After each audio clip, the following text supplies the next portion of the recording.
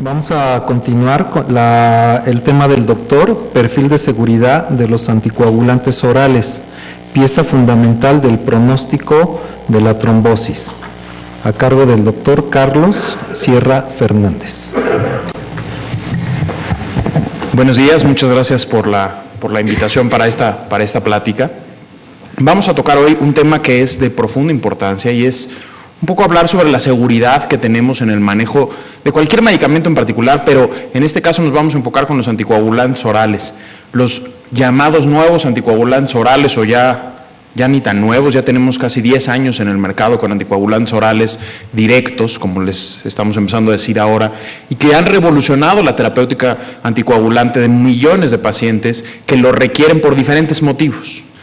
Un poco rompiendo brechas y rompiendo paradigmas, han competido con un medicamento con el que todos estamos familiarizados, con el que todos crecimos, que hemos usado mucho y que le tenemos mucha confianza, a pesar de lo complejo que es la warfarina o los cumadínicos como el acenocumarol que tanto usamos en México.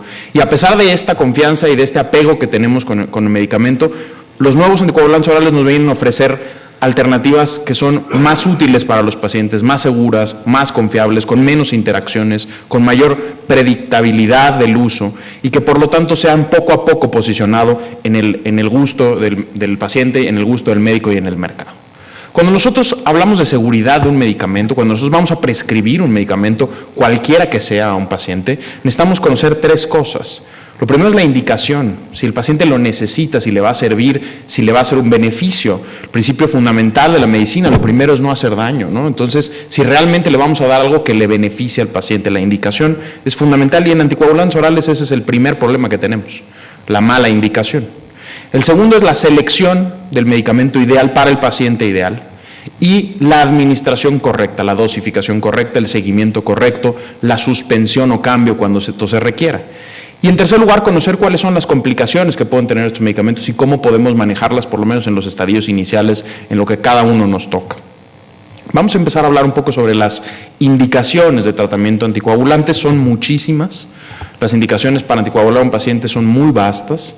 Hay tres fundamentales que tienen que ver con aspectos de trombosis que nos están costando la vida a los mexicanos. El primero de ellos son los síndromes coronarios agudos, aunque ahí el papel de los antitrombóticos mucho más es en el contexto agudo y mucho más es además sobre las heparinas, más que sobre los anticoagulantes orales, pero los anticoagulantes orales directos estamos en proceso de que se aprueben también para el tratamiento de los síndromes coronarios agudos, en especial a dosis bajas en algunos pacientes que tienen lesiones coronarias complejas, que tienen ectasia coronaria o que tienen algunos antecedentes adicionales y por supuesto el paciente muy complicado que tiene fibrilación auricular y además es isquémico.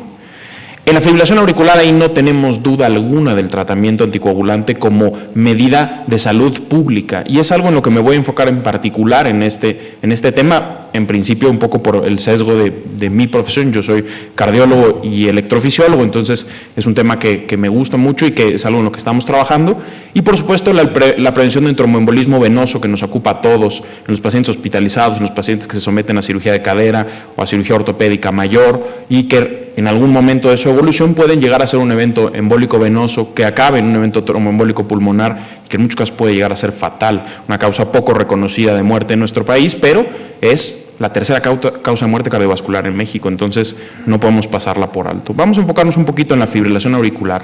La fibrilación auricular es la arritmia sostenida más frecuente del mundo, la más frecuente en los adultos, es una arritmia que por su forma de presentación en la edad avanzada sobre todo, puede llegar a cursar asintomática o puede llegar a cursar con mínima sintomatología y el principal problema que nos pone la fibrilación auricular es el riesgo de trombosis.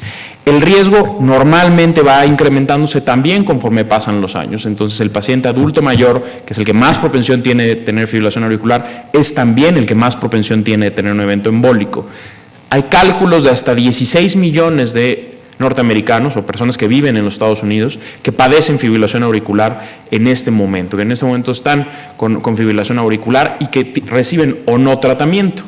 Como vemos aquí en esta gráfica, la prevalencia de la fibrilación auricular es claramente notorio que aumenta con el paso de los años. Es una enfermedad que se va a caracterizar por aparecer en aurículas que están deformadas, que han perdido su arquitectura, que se han infiltrado, ya sea de tejido fibroso, de tejido inflamatorio o de tejido adiposo, y que por lo tanto con el paso de los años, con la prevalencia de riesgos metabólicos más incrementados, pues va aumentando muchísimo la cantidad de personas que llegan a tener fibrilación auricular, y vemos cómo en los extremos de la vida, después de los 70 años de edad, ya porcentajes cercanos al 10% de la población pueden tener o pueden estar enfermos de fibrilación auricular, algunos de ellos inclusive sin saberlo.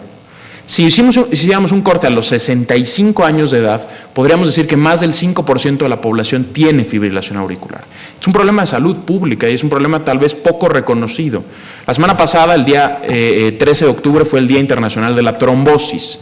Y se hizo una campaña muy grande en todos los países, y México particularmente fue muy activo para reconocer el problema de las trombosis de cualquier origen, arteriales y venosas.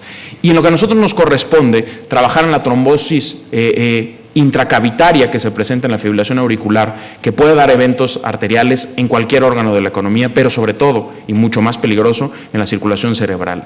Es algo de lo que tenemos que trabajar, tenemos que hacer campañas de detección oportuna que no existen, como las existen para el cáncer bicuterino, para el cáncer de mama o para algunas otras enfermedades, tendríamos que hacerla. Y la prevención o el tamizaje, aquí es mucho más sencillo que un antígeno prostático o que una mastografía, es un electrocardiograma, que es un método más barato y más sencillo que tal vez algunos de los otros.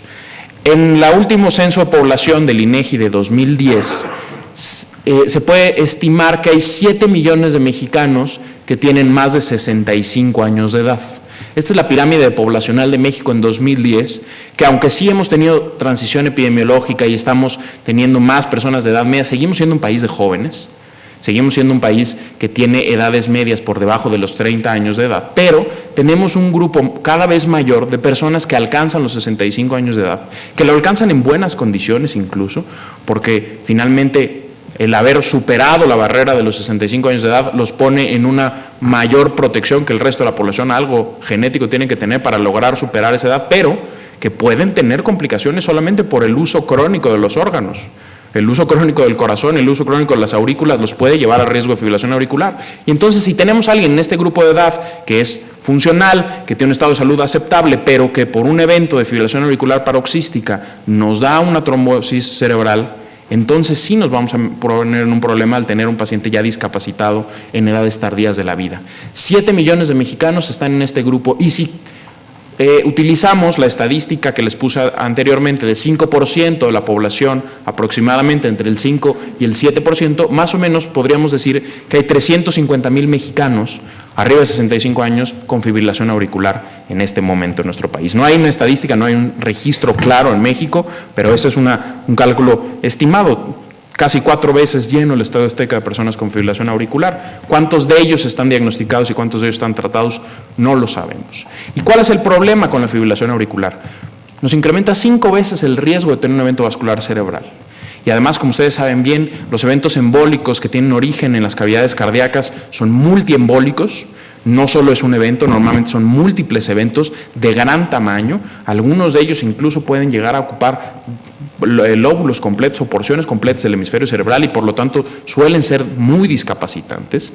Además, nos incrementa en 3 la probabilidad de tener falla cardíaca. La pérdida de la contribución de las aurículas al gasto cardíaco nos quita 20% del gasto cardíaco de forma súbita al tener fibrilación auricular. Es como perder en un sujeto de 70 kilos y unos 70, como perder 1 litro de sangre de forma súbita. Y por supuesto nos incrementa en 2 el riesgo de mortalidad global de todas las causas, no solo cardio o cerebrovasculares, sino de todas las causas. Entonces es un problema de salud y es un problema que estamos infrarreconociendo y que tenemos que trabajar estrechamente con las autoridades sanitarias para poder establecer mecanismos que nos permitan detectar a tiempo la fibrilación auricular. ¿Qué es lo que sucede con un paciente que tiene fibrilación auricular independientemente de los síntomas? Lo que tenemos que hacer es detectarlo.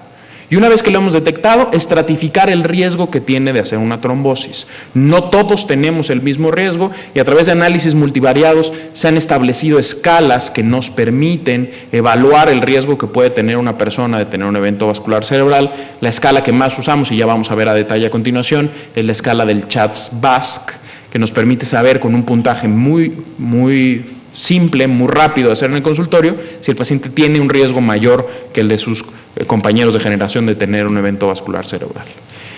Una vez que estratificamos el riesgo, necesitaremos empezar anticoagulación óptima si es que se requiere, y aquí es en donde entra el perfil de seguridad de los anticoagulantes. Tenemos que saber cuál anticoagulante tenemos que dar, en qué dosis, en qué momento, a quién sí y a quién no, porque la anticoagulación óptima nos reduce el riesgo de evento vascular cerebral. Ese riesgo del 5 veces más que tenía con respecto al resto de la población se puede ver completamente revertido con el uso correcto de la anticoagulación, y por lo tanto es la estrategia de tratamiento más importante en la fibrilación auricular. Ahora, si el paciente tiene síntomas o está desarrollando deterioro hemodinámico por la presencia de esta arritmia, el control del ritmo de la frecuencia es prioritario. Ha habido muchas discusiones a lo largo de los años de qué hacer, si controlarles el ritmo o controlarles la frecuencia. El estudio más grande que se hizo para esto, el estudio AFIRM, lo que demostró es que ambas estrategias son útiles y siempre y cuando logramos tener un control de frecuencia muy estricto. Si nuestro paciente podemos establecer un control del ritmo y podemos revertir los ritmos sinusal, siempre será mejor, siempre será más fisiológico, pero un buen control de frecuencia también nos puede ayudar con la sintomatología, y aquí es en donde el tratamiento antiarrítmico y el tratamiento que disminuye la velocidad de propagación de los impulsos a través del nodo auriculoventricular nos permitiría dar una mejor calidad de vida a estos pacientes, disminuir la sintomatología y mejorar el perfil de riesgo de falla cardíaca y de muerte cardiovascular. ¿Cuáles son las recomendaciones hoy en día para anticoagular o no a un paciente? Un paciente que tiene fibrilación auricular, primero tendríamos que dividirlo en si es una fibrilación auricular valvular o no valvular. ¿A qué se considera valvular? Fibrilación auricular valvular. Sobre todo, aunque no lo excluye, pero sobre todo es a la fibrilación auricular que parte de un paciente que tiene cardiopatía reumática. Es sobre todo el reumático, que tiene estenosis mitral, doble lesión mitral o cardiopatía reumática inactiva, es el que mayor propensión tiene a hacer eventos tromboembólicos, es el que mayor progresión va a tener de la enfermedad, y por lo tanto ese paciente es un paciente de altísimo riesgo, en el que además no se ha demostrado que los anticoagulantes nuevos o los inhibidores directos sean mejores que la warfarina para ese propósito.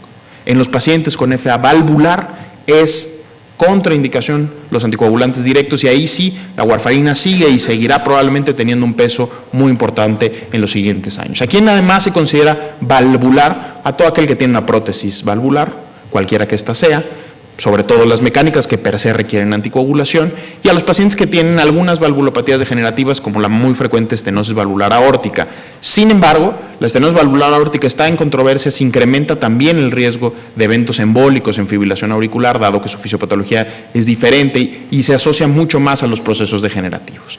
Ese grupo de pacientes que tiene fibrilación auricular valvular se tienen que ir directo a anticoagulación sin hacerles chats, sin tener que evaluar su riesgo, ellos ya directo se van a anticoagulación, tengan la edad que tengan, y esto es un pleito que tenemos frecuentemente con los cardiólogos pediatras, porque tenemos niños de 16, 17 años que tienen prontamente afección reumática por afección valvular reumática, y que a pesar de su corta edad y a pesar de que no tendrían otro factor de riesgo, el ser portador de una cardiopatía reumática los pone en riesgo de trombosis y tienen que recibir anticoagulación a la par que los adultos con enfermedad valvular, y esa anticoagulación tiene que ser con antagonistas de la vitamina K, particularmente warfarina o acenocumarina. Los que tienen FA no valvular, que en nuestro país los más frecuentes son los hipertensos de larga evolución que desarrollan dilatación auricular por la hipertensión, esos son los que tienen que entrar en este perfil de estratificación. Si tienen menos de 65 años y un evento aislado, podríamos llevarlos a terapia sin terapia antitrombótica con seguimiento periódico. Pero lo más prudente sería estratificar el riesgo con la escala de chats que les voy a mostrar a continuación, y dependiendo del puntaje que tenga, tomar decisiones. Si el puntaje es cero, no tiene ningún factor de riesgo para tener un evento trombótico, podemos con seguridad llevarlo sin terapia antitrombótica a la casa. Sin aspirina. Durante muchos años ha favorecido el que el paciente con fibrilación auricular de riesgo bajo, al que no le queremos dar anticoagulante porque nos da miedo que vaya a sangrar, darle aspirina o darle antiagregantes plaquetarios. Se ha demostrado que esto no es una estrategia efectiva, no le va a reducir el riesgo, porque el trombo que se produce dentro de las cavidades cardíacas es un trombo mucho más dependiente de factores de coagulación que de plaquetas, y por lo tanto un antiagregante plaquetario poco hace en ese trombo. Pero el riesgo de sangrado con aspirina existe, entonces si no le estamos dando ningún beneficio, solamente lo estamos poniendo con el riesgo de sangrar, y por eso es que ya el uso de aspirina para fibrilación auricular ha quedado rezagado, incluso para los que tienen chats de 0 o de 1. Los que tienen de 1 es una indicación 2B, el darles anticoagulación, es decir, no hay un consenso claro, la mayoría se inclina a pensar que es bueno, sin embargo hay todavía controversia en decir si solamente teniendo un punto de esta escala ya es suficiente la anticoagulación. Recordar que en esta escala uno de los criterios es ser mujer. Ya automáticamente por ser mujer ya tendría que tener anticoagulación, pues no, hay cierta controversia en cuanto a que un solo punto nos deba llevar a anticoagulación. Pero lo que sí sabemos de cierto es que más de 2 de CHATS es directa la terapia anticoagulante. Aquí la terapia anticoagulante tendrá que estratificarse dependiendo del paciente, dependiendo de su riesgo de sangrado, que tenemos predictores para esto que veremos a continuación, y vamos también a considerar las preferencias y condiciones del paciente. Un paciente que tiene un riesgo muy alto, como sucede muy seguido en el hospital donde yo trabajo, en el Instituto de Cardiología, que tenemos pacientes de riesgos muy altos, pero que son analfabetas, no saben leer y escribir, no podemos darle un anticoagulante, porque no vamos a saber si lo va a tomar bien o no, si va a tomar bien la dosis, si lo va a poder leer, si va a poder saber la pastilla de qué tamaño es o cómo se toma. Y el peligro de darle a alguien un arma tan poderosa como un anticoagulante, si no va a tener un control, nos obliga a no darlo a pesar de que está indicado.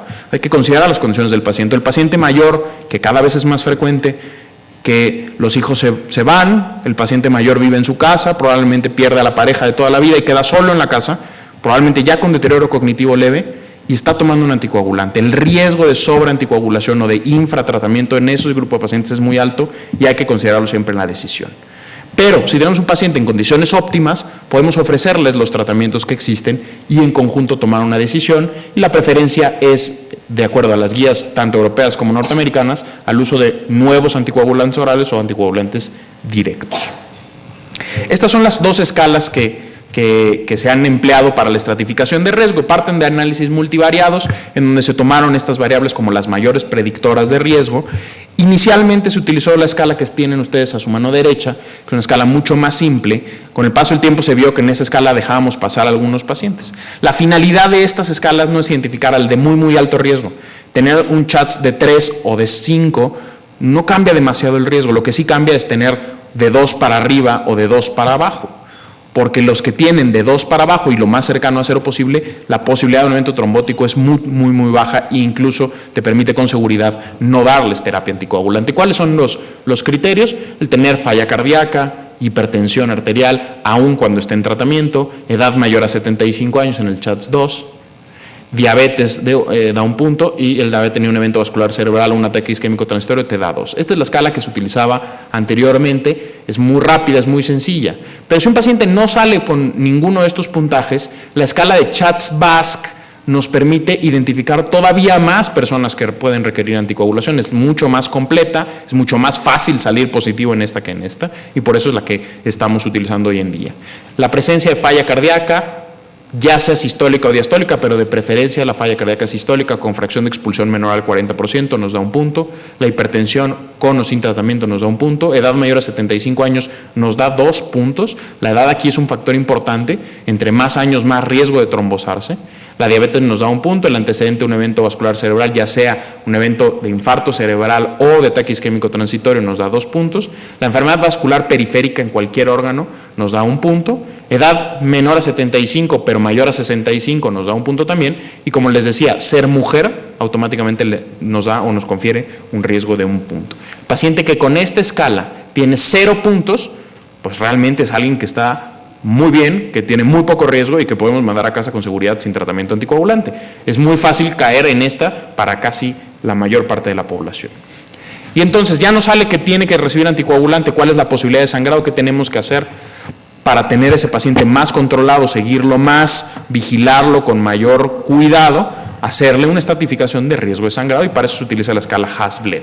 Y la escala Hasbled utiliza también algunas variables que han demostrado ser predictoras. Hipertensión, aquí sí, si el paciente está controlado de la tensión arterial con cifras menores a 160 de sistólica, podríamos no darle este puntaje. Si no es así, tiene un puntaje de 1. Si el paciente tiene insuficiencia renal o hepática, insuficiencia renal considerándose pacientes que están en estadios 4 o 5 de función renal, o insuficiencia hepática grave, con ya deficiencia de síntesis de factores de coagulación y de albúmina, el paciente va a estar con 1 o 2 puntos dependiendo de la gravedad de estas disfunciones.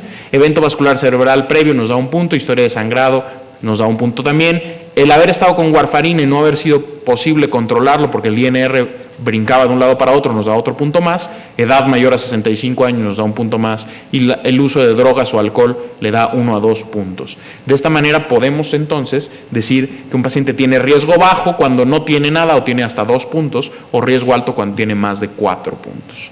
Lo que está entre 2 y 4 es riesgo intermedio de sangrado.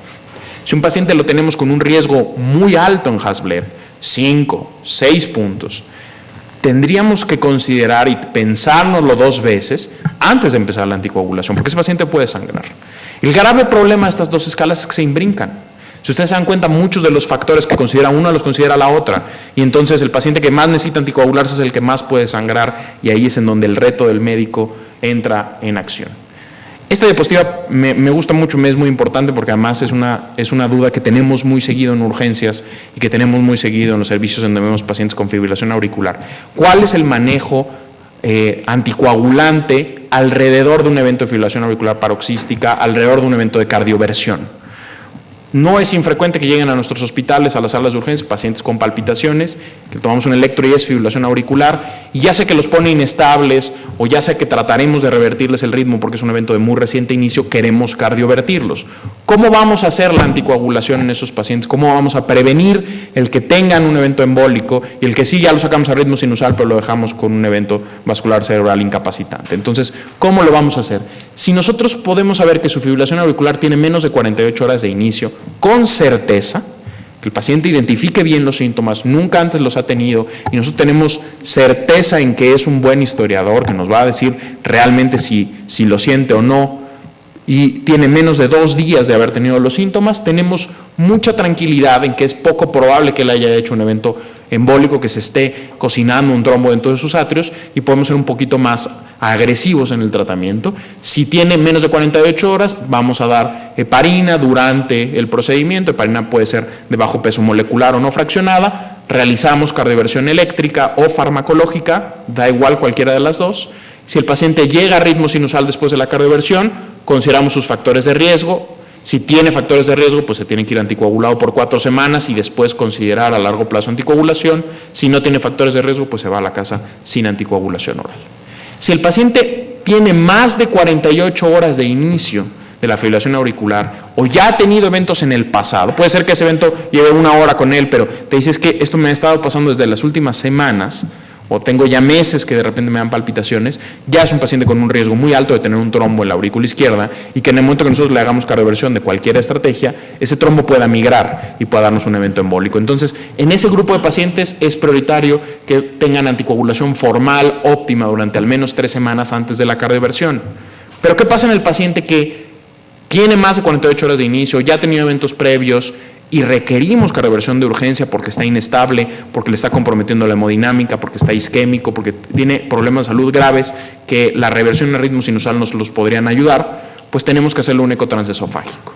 En el eco transesofágico vemos desde atrás las aurículas, las vemos con claridad, vemos si tienen o no trombos, y si no tienen trombos podemos con seguridad darle cardioversión eléctrica o farmacológica. En el caso de tener trombosis en la aurícula izquierda, es necesario suspender todo intento de cardioversión, anticoagular por 3 semanas formalmente y después repetir el ecocardiograma. Si tenemos la fortuna de que no tenga trombos, podemos proceder a una cardioversión con las mismas condiciones que veíamos acá, con heparina trans procedimiento. Si sale a ritmo sinusal, valorar anticoagularlo por 4 semanas o a largo plazo, dependiendo de la escala de riesgo que tenga, y si sale fibrilación auricular, pues tendremos también que anticoagularlo de forma persistente. Entonces, la cardioversión eléctrica o farmacológica es una gran estrategia para reversión de ritmo, pero requiere que tengamos mucho cuidado con la anticoagulación alrededor del procedimiento.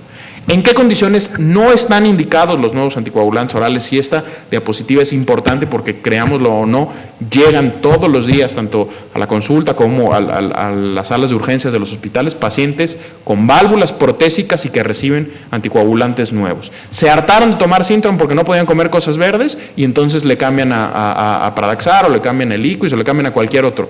No están indicados en válvulas protésicas.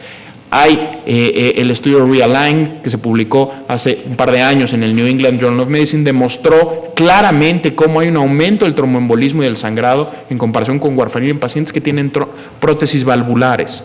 Tan fue el incremento del riesgo que el estudio se tuvo que parar antes para no dejar a esos pacientes más tiempo con nuevos anticoagulantes orales. Entonces, en esos no es lo más conveniente, en esos tendremos que regresar a nuestros viejos conocidos que han demostrado ser efectivos, aunque requieren mucho monitoreo, mucha vigilancia y mucho trabajo del médico y del paciente para hacerlo.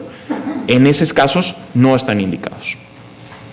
Pero en todos los demás que sí, en todos los hipertensos que alcancen más de 60 años y que puedan llegar a desarrollar fibrilación auricular, o en los pacientes con síndrome metabólico que con el paso del tiempo tienen adiposidad auricular y desarrollan fibrilación auricular, en todo este grupo de pacientes que cada vez son más, que un anticoagulante nuevo los pone en una posición mucho más cómoda para anticoagularse, ¿qué tenemos que considerar? Una de las cosas más importantes es la función renal. La disfunción renal nos puede poner en mucho riesgo de sangrado. Los pacientes que están en estadios terminales de falla renal o que están en estadios que requieren terapia sustitutiva no pueden recibir anticoagulación oral con estos nuevos medicamentos. Y hay diferencias significativas entre cada uno de los que hoy en día están aprobados y que encontramos en el mercado. Doxaban todavía no tan disponible, pero el resto, los otros tres, muy fáciles de conseguir. El dabigatran, por ejemplo, tiene la mayor tasa de excreción renal, 80%. Entonces, en un paciente que consideramos emplear anticoagulación oral, que tiene una función renal limítrofe o está empezando a tener disfunción renal, probablemente dabigatran no sea la mejor opción, dado que utiliza mucho el mecanismo de excreción renal, un poco a diferencia de rivaroxaban o de apixaban, que están alrededor de los 30% de eliminación renal. Son medicamentos que tienen mayor eliminación por vía gastrointestinal, mayor metabolismo hepático y que por eso en pacientes con estadios intermedios son un poco más seguros que el mismo dabigatran, y en el futuro el ledoxaban quedará como intermedio en estos dos grupos. Entonces, si tenemos un paciente que tiene un estadio KDOQI 3, 4, que puede recibir anticoagulantes nuevos, pero que nos preocupa la cuestión renal, dabigatran podría no ser la mejor opción. Rivaroxaban y apixaban son un poco más seguros en este contexto.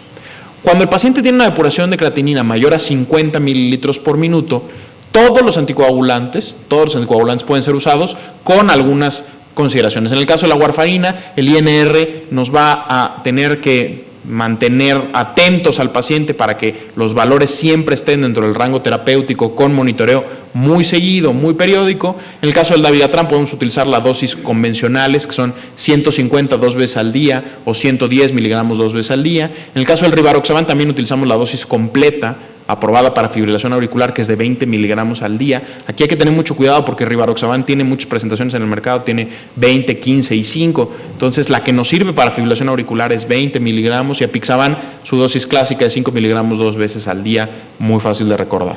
Warfarina, en caso de pacientes que están en estadios intermedios de disfunción renal, entre 30 y 40 de depuración, podremos utilizarla también vigilando el INR. El dabigatran nos vamos a inclinar más por la dosis de 110, aunque están aprobadas ambas. En el caso del rivaroxaban nos podemos bajar a 15 miligramos al día. En el caso del apixaban no es necesario hacer ajuste, dado que tiene poca depuración renal. En pacientes que tienen entre 25 y 30, o incluso en estos que están ya muy cerca de estar en estadios terminales de función renal, podríamos llegar a emplear la dosis de 2.5 miligramos cada 12 horas para tener un poco más de seguridad en este grupo. En los que tienen depuraciones menores a 30 o están en terapia sustitutiva, todos los anticoagulantes están contraindicados. En el caso de la warfarina incluso tenemos que tener mucho cuidado porque el riesgo es sumamente alto. Otro punto importante que voy a dejar tal vez nada más como comercial, pero que tenemos que estar trabajando, es la terapia puente a la anticoagulación. Muchos de nosotros nos cuesta muchísimo trabajo que un paciente se va a operar de cualquier cosa y entonces hay que ingresarlo varios días antes, darle enoxaparina, vigilarlo en el hospital, cuidar el traslape de los anticoagulantes. Hoy en día tenemos evidencia suficiente para decir que el traslape no es necesario en la mayoría de los casos en cirugías menores, en donde se puede suspender 2 días antes de la cirugía, el paciente se puede operar y reiniciar cuando logremos controlar la hemostasia sin tener que utilizar enoxaparina en el camino. Eso nos está llevando a tener que utilizar menos traslape en los pacientes, hacerlo un poco más seguro. Es una de las ventajas que tienen los nuevos anticoagulantes orales. En el caso de procedimientos menores, como extracciones dentales como colocación de marcapasos o como cateterismo cardíaco o estudios electrofisiológicos, hoy en día no estamos suspendiendo la anticoagulación, estamos haciéndolo con anticoagulación plena, con tasas de sangrado comparables a los pacientes no anticoagulados, no con mayor riesgo. En cuanto a la selección, lo segundo que tenemos que hacer con un medicamento, ¿cuál escoger y cómo escogerlo? Tenemos en el mercado disponibles 4 opciones, 3 muy claramente, Edoxaban en el futuro. La vía de administración de todas ellas es oral, la dosis es fija. En el caso del Rivaroxaban es el único que podemos emplear una vez al día, Edoxaban ahora que llegue. Apixaban y Dabigatran tenemos que utilizarlo en dosis dobles. Sin embargo, llama la atención cómo la vida media es comparable de todos estos medicamentos y se habla de que el Rivaroxaban pudiera tener una vida media de eliminación más alta y que pudiera tener una biodisponibilidad mayor a largo plazo y por eso se puede utilizar una vez al día, sin embargo, con mayor riesgo de que el efecto del medicamento persista cuando no queremos que persista. Ninguno de estos tiene antídoto, eso es muy importante. La warfarina tampoco. Esa era la discusión que siempre teníamos. La warfarina no tiene antídoto. La vitamina K, que se utiliza para revertir el efecto, no es propiamente un antídoto. Es un medicamento que nos ayuda a que el efecto se pase más rápido. Los plasmas o los crioprecipitados también nos dan ese mismo propósito y son utilizables en los dos. Estamos trabajando cada vez más para conseguir antídotos para los nuevos anticoagulantes orales, verdaderos antídotos, moléculas que se unan a ellos y que eviten su efecto. Ya platicaremos un poquito de esto. Este es el peso de evidencia para el uso de los nuevos anticoagulantes. Cada uno de ellos fue probado en estudios multicéntricos muy grandes, el estudio RELY, el estudio ROCKET en Atrial Fibrillation, el estudio Aristotle y el estudio Averroes. Todos estos estudios involucraron más de 5,000 pacientes, el más chiquito 5,900, más de 5,000 pacientes en donde se demostró no solo la no inferioridad sobre warfarina, sino en algunos casos la superioridad terapéutica. No hay ningún estudio que compare cara a cara a los nuevos anticoagulantes orales uno contra el otro. Todo lo que se tiene son metaanálisis o sumas de los estudios que cada uno han hecho contra warfarina. Si nosotros utilizáramos la información existente, como lo hizo el doctor de Caterina en una revisión de los nuevos anticoagulantes orales, en una revisión sistemática con metaanálisis, podríamos ver que la eficacia de estos se puede comparar. Y si nos vamos al punto de vista de eficacia como reducción del riesgo relativo de un evento tromboembólico, podemos ver cómo el que tiene mayor peso de eficacia es Dabigatran a dosis muy alta, 150 miligramos al día. Y a dosis convencionales, tanto Dabigatran como Rivaroxaban más o menos tienen eficacia, aun cuando superan la unidad, y Apixaban logra estar por debajo de la unidad a dosis habitual. Entonces, esta gráfica es muy importante porque podemos estar hablando de que hay 2 grupos de medicamentos con una buena eficacia, que es Dabigatran o Apixaban, sin embargo las dosis son diferentes, y en el caso de Rivaroxaban está ahí en la rayita de ser un medicamento altamente eficaz también. En cuanto a seguridad o el riesgo de sangrado mayor, que se define como un sangrado que hace requerir al paciente la administración no solo de crioprecipitados para la reversión, sino de hemoglobina, de concentrados eritrocitarios, que sea un sangrado intracraneal o que ponga en peligro la vida, se ha demostrado que los medicamentos que cruzan la unidad, como Dabigatran o Rivaroxaban, tienen un incremento en la tasa de sangrado y que Dabigatran dosis bajas o Apixaban dosis convencionales pueden estar por debajo de esto. Y si nos vamos a costo, este es un estudio de costos que no está en México, no hay en México estudios de costos sobre esto todavía publicados, por lo menos encontrables en la literatura. En el estudio de costo total de tratamiento y de monitoreo de estos pacientes, el que nos ofrece un mejor costo-beneficio es Apixaban con una cantidad menor de miles de dólares al año. Sin embargo, son medicamentos costosos y la diferencia en costos con warfarina es todavía un peso en nuestro país importante para la selección del tratamiento. Finalmente, en cuanto al manejo de las complicaciones, la principal complicación es la hemorragia. El riesgo hemorrágico global de todos anda alrededor del 2 al 3.5% anual de tasa de hemorragia global. La mayoría son hemorragias menores, fácilmente controlables, como gingivales o epistaxis, que son hemorragias relativamente sencillas de tratar. Sin embargo, hay eventos de hemorragia mayor y estos eventos son más o menos comparables entre los grupos de anticoagulantes. Sin embargo, se ve como Apixaban tiene un menor tasa de eventos mayores y es un poco menos de riesgo de sangrado. ¿Qué vamos a hacer cuando un paciente tenga sangrado por anticoagulantes nuevos? Lo mismo que hacíamos con los anticoagulantes anteriores. Lo primero, quitar el medicamento. Es la base del tratamiento, dejar que el metabolismo elimine el medicamento y con eso podamos tener un mayor control. Pero en el camino a que eso suceda, Podemos utilizar estrategias que disminuyen la absorción. Si la dosis del medicamento se tomó en las 4 horas previas a que el paciente llegue a urgencias, podemos utilizar estrategias con carbón activado para tratar de que no se absorba esa dosis y que ya nos dé más tiempo de eliminación, o utilizar procoagulantes. En este caso, lo que más se emplea hoy en día es el concentrado protrombínico. El concentrado protrombínico logra revertir el efecto farmacológico de los nuevos anticoagulantes orales y logra mejorar la coagulación de los pacientes, disminuyendo la cantidad de requerimiento de concentrados eritrocitarios que tienen a largo plazo. En cuanto a los antídotos, veremos a continuación que estamos apenas en pañales en esto. Si el paciente requiere cirugía, está anticoagulado y requiere cirugía, no ha sangrado pero requiere cirugía. Si la cirugía es urgente, no la podemos retrasar más de 4 a 12 horas, pues buscar estrategias para que no se absorba o incluso hemodializar el producto para tratar de disminuir su efecto y utilizar procoagulantes en algunos casos cuando la cirugía es de máxima urgencia, sobre todo en el caso de trauma. En la mayoría de los casos podemos retrasar una cirugía más de 12 horas. Casi todas las cirugías, incluso las abdominales electivas o prácticamente electivas, como la cirugía de vía biliar o la cirugía de apéndice, podremos retrasarla una noche. El paciente llega a las 6 de la tarde de urgencias, puede fácilmente operarse en la mañana siguiente y en ese caso lo único que tenemos es que dejar pasar la dosis del anticoagulante, vigilar que tenga una buena función renal para garantizar que el metabolismo del medicamento lo logre eliminar por completo.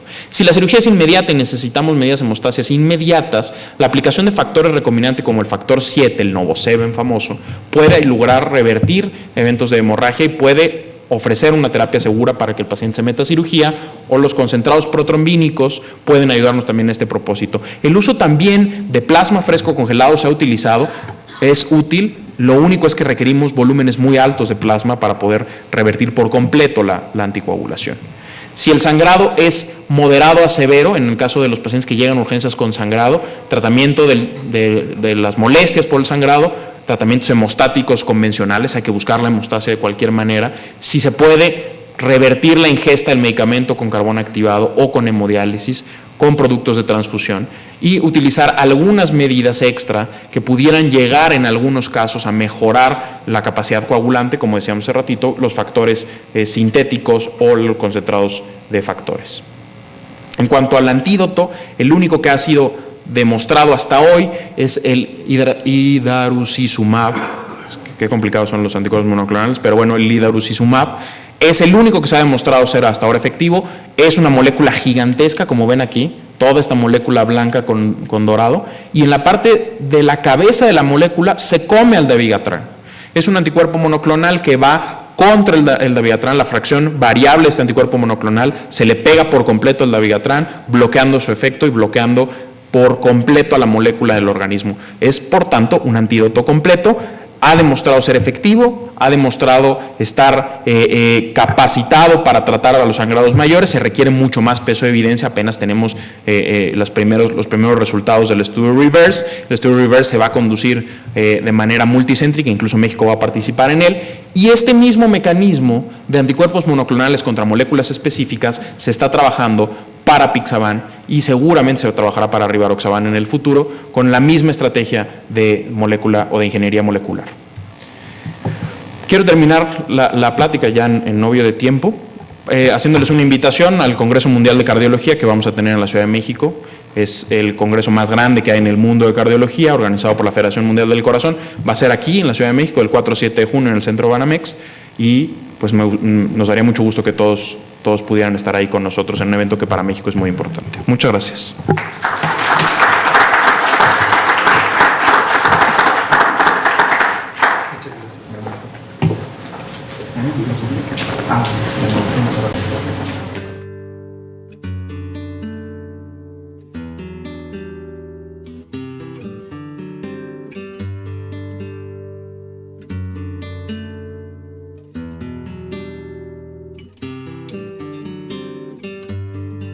Bendito el lugar